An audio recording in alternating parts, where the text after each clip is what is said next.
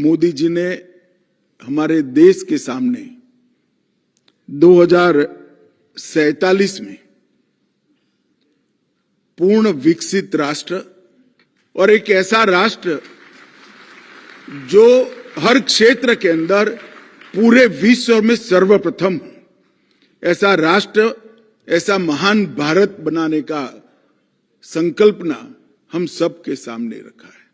इसमें कल्पना भी है, संकल्प भी है और संकल्प को सिद्ध करने की कार्य योजना भी है। उन्होंने 5 बिंदु सबके सामने रखे। विकसित भारत का लक्ष्य, गुलामी के हर अंश से मुक्ति, अपनी विरासत पर गर्व, एकता और एकजुटता का भाव और नागरिकों में कर्तव्य की भावना का निर्माण। मैं मानता हूं कि ये 11 साल जब भी देश के इतिहास में परिवर्तन की चर्चा होगी, मोदी जी के प्रधानमंत्री के रूप में 11वां साल है। 11 साल को बहुत अच्छे तरीके से इतिहासकारों ने सुवर्ण अक्षरों से अंकित करना पड़ेगा, क्योंकि ये 11 साल में 55 करोड़ से ज्यादा ऐसे भारतीय परिवार जिनके पास परिवार में एक भी बैंक अकाउंट नहीं था, ऐसे लोगों को बैंक अकाउंट पहुंचाने का काम नरेंद्र मोदी सरकार ने किया।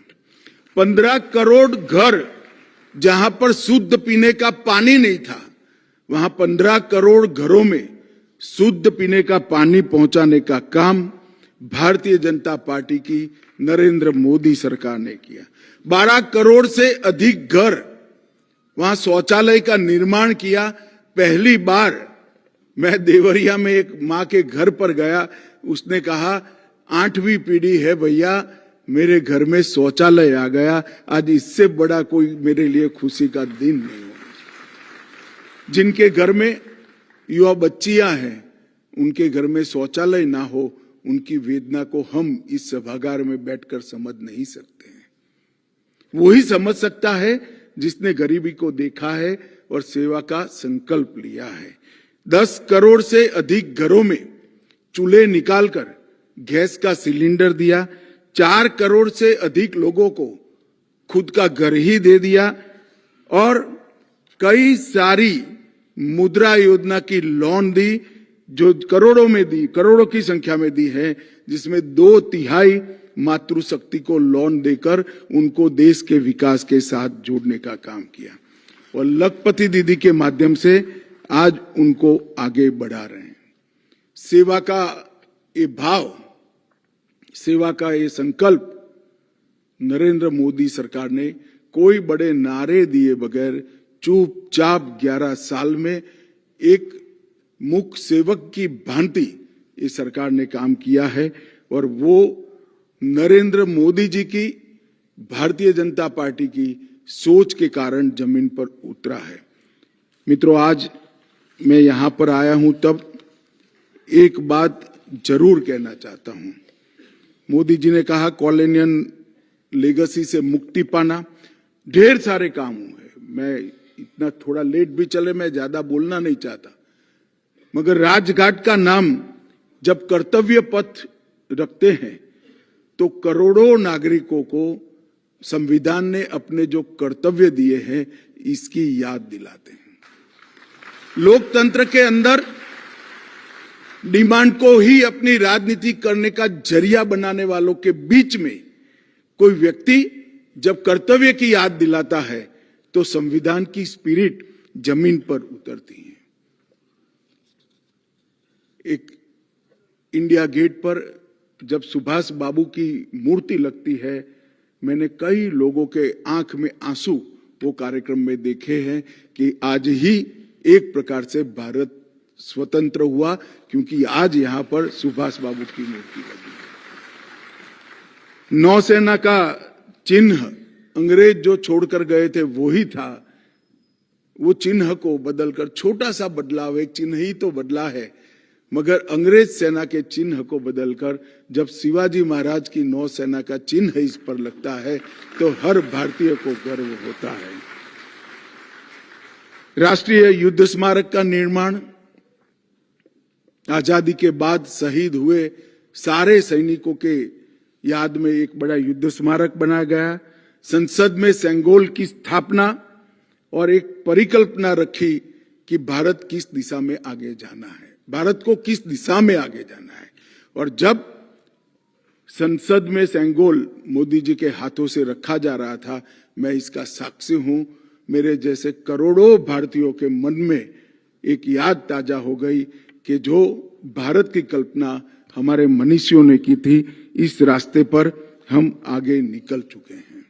अंडमान निकोबार में अंग्रेजों के नाम से दिए हुए द्वीपों को सुभाष द्वीप और शहीद द्वीप नाम दिया। 21 ऐसे द्वीप जिनको भारत ने जिनको परमवीर चक्र दिया है, ऐसे सेनानियों के नाम से दिया गया।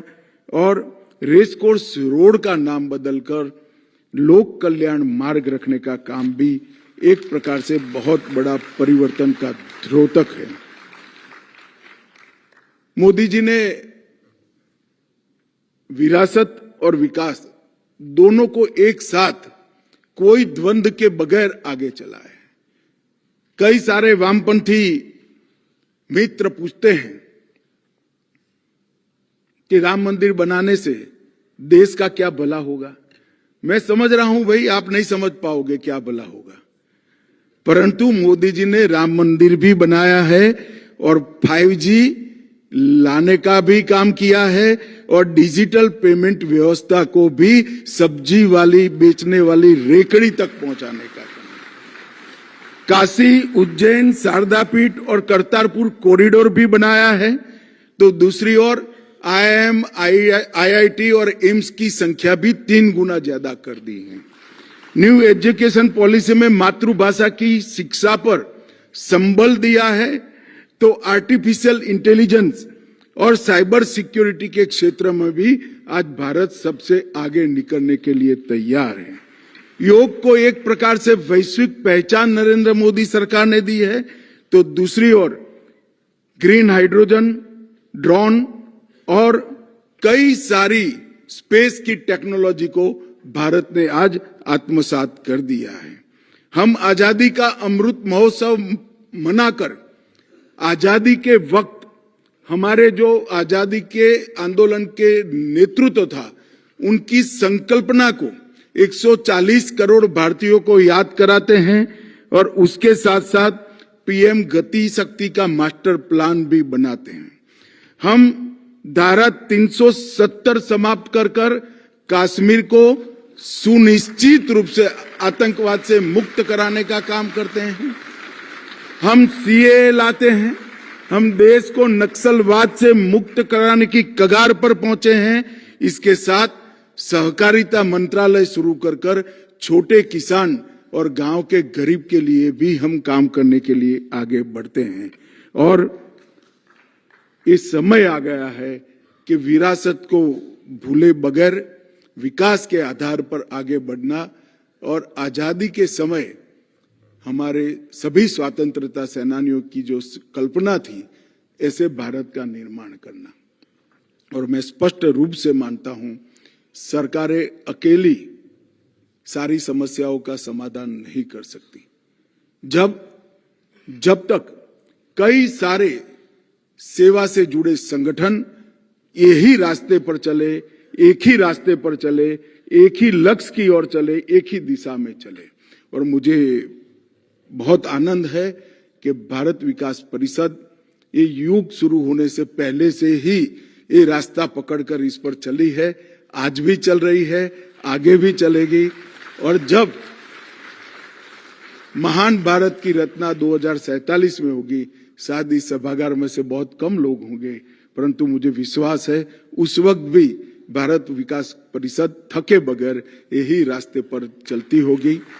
आप सभी ने मुझे यहाँ बुलाया, मेरे हाथों से बहुत बड़े बड़े महानुभावों का सम्मान किया और मेरा भी आप लोगों ने सम्मान किया, इसलिए हृदय से आप लोगों का धन्यवाद करता हूं। भारत माता की जय। वंदे